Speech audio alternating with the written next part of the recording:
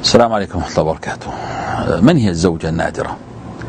هي التي دخلت حياة زوجها وقد بطنت نية أن تجعل حياتها جنة، واعتبرت زواجها هذا هو مشروع حياتها. سمعت الحكيمة تقول: كوني له أرضا يكن لك سماء، فلذلك اشتغلت بكل جوارحها من أجل بيتها، فكان همها الأول ربها، وهمها الثاني زوجها، وهمها الثالث أهلها. جاء إليهن بعض الحاسدات والإمعات والفاشلات: لا تكوني خفيفة، لا تكوني عبدة، لا تكوني تسقط مهابتك، الرجال لا أما غير ذلك من النصح الذي لا قيمة له.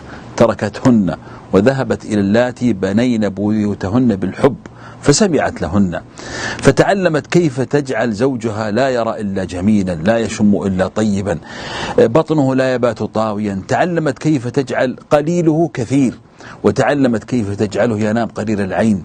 تعلمت كيف تصنع الابتسامة في أقل ترفيه. تعلمت كيف تحصي أو تحمي بيتها من كل خوان خداع، فجعلت زوجها هو حامي الديار من خارجها، وهي حامية الديار من داخلها.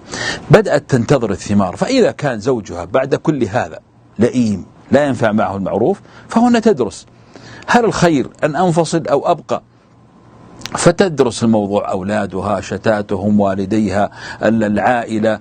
ولذلك إذا رأت أن هناك مشاكل أكبر فإنها تبقى وتنظر إلى زوجها على أنه وسيلة لباب الرزق مثلا، أو وسيلة للستر، أو لعل الله عز وجل أن يهديه ولو بعد حين، وتسجد بين يديها وتطلب من الله أن يساعدها.